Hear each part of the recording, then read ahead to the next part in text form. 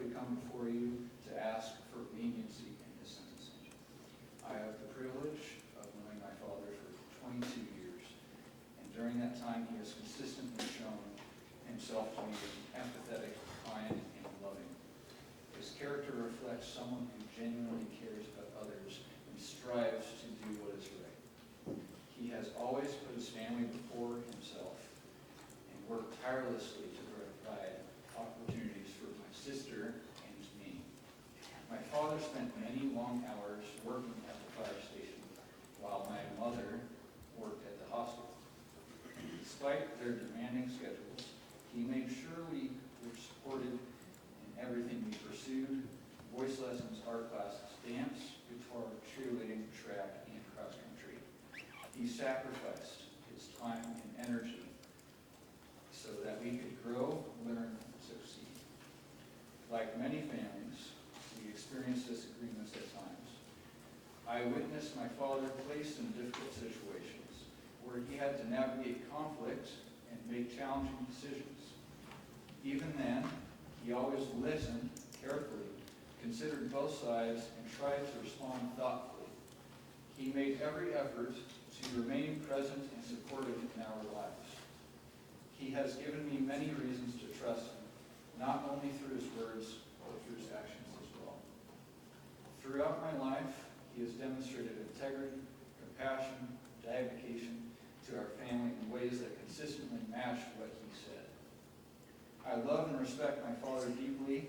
I respectfully ask that you take his character and the positive impact he has had on those around him into consideration when determining the sentence. Thank you for your time and your consideration. Thank you.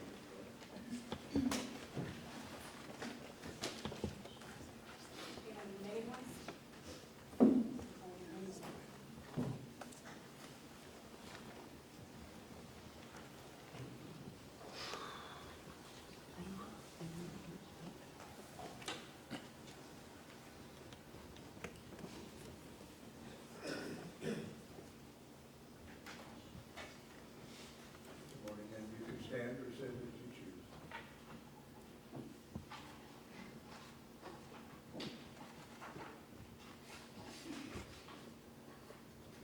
Hi everyone. My name is Megan, and I'm here to speak as my mother's child. My mom was an incredible woman. Her life revolved around my brother and I. Everything she did, every sacrifice, every choice, was rooted in love for her children. She showed up and always cared deeply for those around her. She was present, nurturing, and strong in the ways that mattered. I was always told that no one is perfect, but to me she was perfect.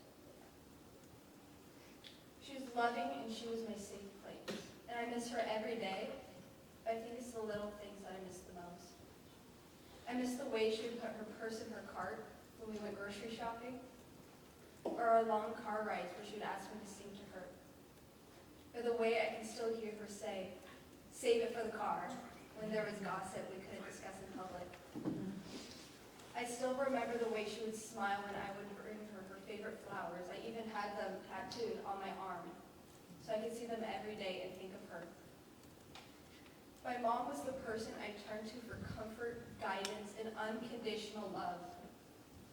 She knew me in a way no one else ever will. She celebrated my successes, held me together when I was struggling, and loved me without conditions or expectations. She was my constant, my support, and my sense of home. Losing her didn't just take away a parent, it took away the person who made me feel safe in this world. I loved her more than anything, and I still do. My mother cannot speak for herself anymore, so I am speaking now. She was not the monster she was portrayed to be. She was not the problem. She was the victim. I know what I say today will cause a lot of my family to hate me. I have already been judged, rejected, and blamed for speaking honestly. You all have expressed your deep anger and disappointment in me, but I cannot carry the weight of silence on top of the weight of grief. I would rather be honest about how I feel than protect a version of events that aren't true. I'd rather risk losing people than risk losing myself. And I'd rather honor my mother than stay quiet to protect a version of events that aren't true. Speaking today is not about revenge, it is about truth. It is about refusing to let my mother's life be erased or distorted. And it is about the accountability for the choices that took her from us. My father's actions took my mom's life. They took my future with her. They took moments, memories, and milestones that will never exist. No sentencing can bring her back, but acknowledging the harm done to her matters. After my mom's death, I was never allowed to be angry. Every time I reached out to you, desperate for comfort, desperate for a father, I was often shut down. You would say, I can't handle this right now. Or you were too busy with your mistress to care that your daughter was falling apart. You made my pain an inconvenience. You made my grief something I had to carry alone. I swallowed my anger for years because there was no space for it in your world. But you don't get to take my mom from me and then expect my silence.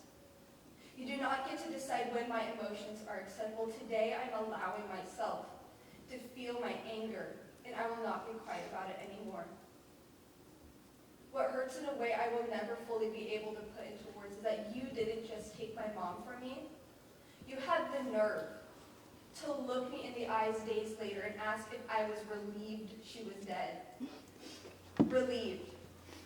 After you killed her, that question is something I will carry with me for the rest of my life. It was cruel, it was heartless, it was inhuman. You didn't just kill my mom, you tried to steal my right to grieve her.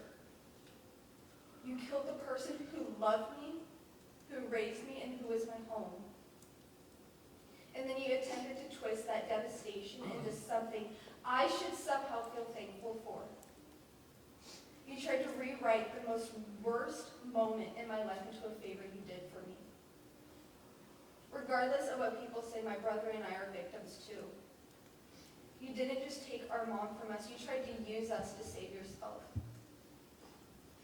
Last year when I was rushed to the ER, when my body was literally shutting down from the stress and the trauma, you didn't come to my side.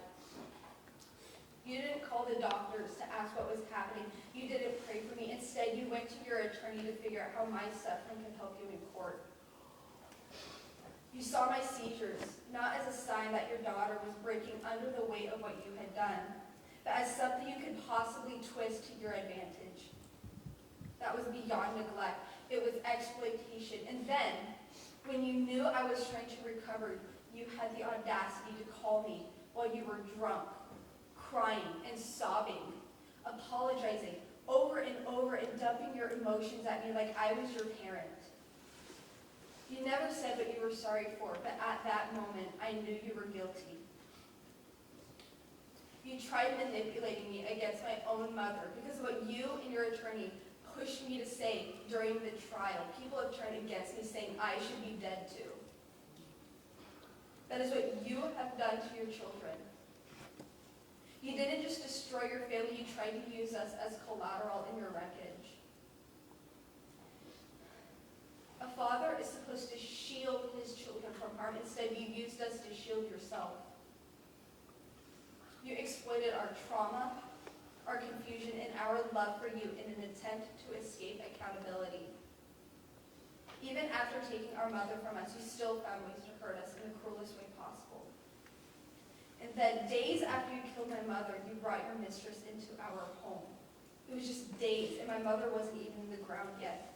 And you were already trying to install her new replacement. You didn't just disrespect her memory, you bulldozed over it.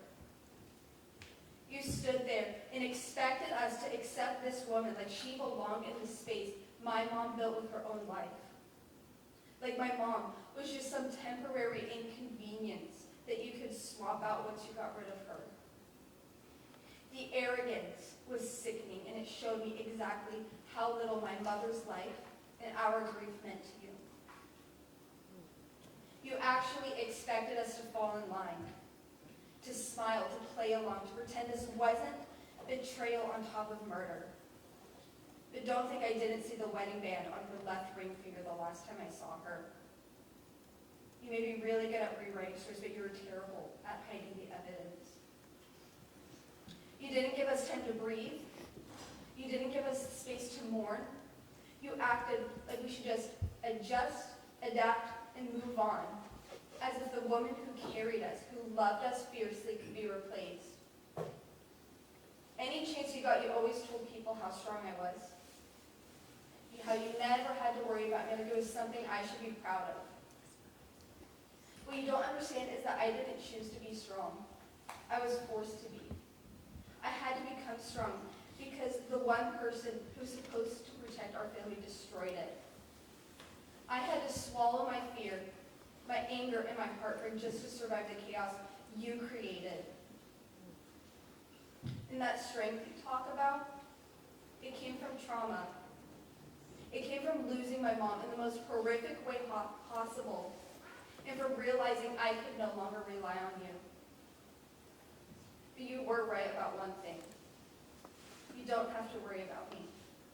Not because of you, but because despite what you've done, I have been embraced by the most incredible family who has loved me, supported me, and carried me through the darkest time of my life. They remind me every day what real love looks like, and I am standing here today because of them. And because my mom raised me to endure even when my heart is broken. The night before she was murdered, she was helping me with an astronomy project about the stars. She didn't help me because she felt like she had to, but that was just the person she was. She always wanted to help her children. Any moment she got, she always showed up. I didn't know that would be the last time I would hear her voice. Now, every night, I get to look up at the sky, and there's always one star that I always see is brighter than the rest, and I know that's her. And in that light, I feel her love. My father may have taken her from this earth, but he will never take the way she shines from my life. That light is still there, and it always will be. And I will carry her with me for the rest of my life. And I will continue to speak her truth, because she deserves that. At open that, because love does not stay silent. Thank you. Well said.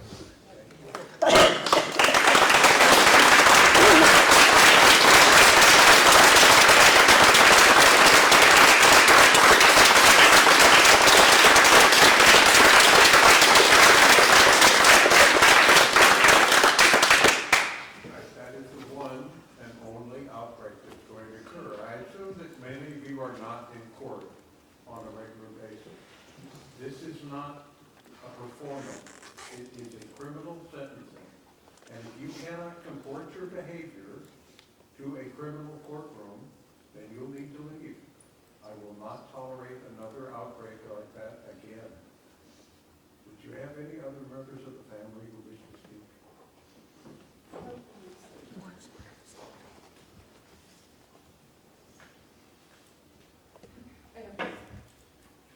State comment on sentencing? Thank you, Your Honor. Is it okay if I remain seated so that I can see my notes? You can. Thank you. As the court knows, the jury returned a verdict on January 20th, 2026 for guilty on both counts of the information. Count 1, murder in the first degree domestic violence, and Count 2, murder in the second degree domestic violence. As previously indicated, Count 2 was an alternative theory of felony murder, and they do encompass the same course of conduct, so we are vacating Count 2. And as indicated, the standard range with an offender score of 0 on Count 1 is 240 to 320 months. The state is requesting 320 months of prison, which is the high end of the standard range, as well as 36 months of community custody. We would ask for DOC to calculate credit for time served.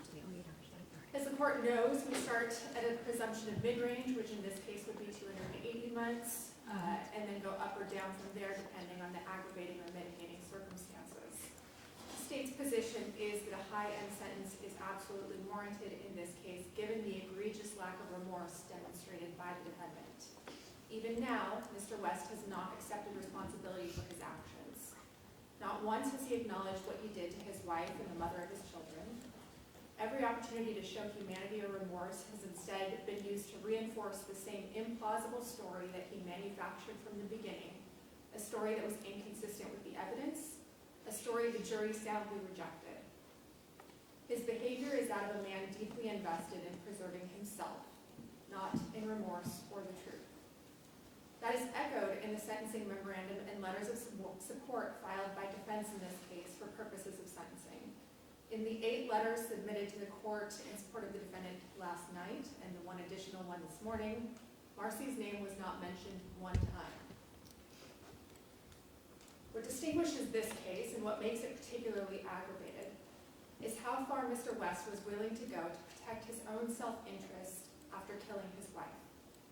He called first responders, his close friends and co-workers, involving them unwittingly in a cover-up of a staged medical event without their knowledge or consent.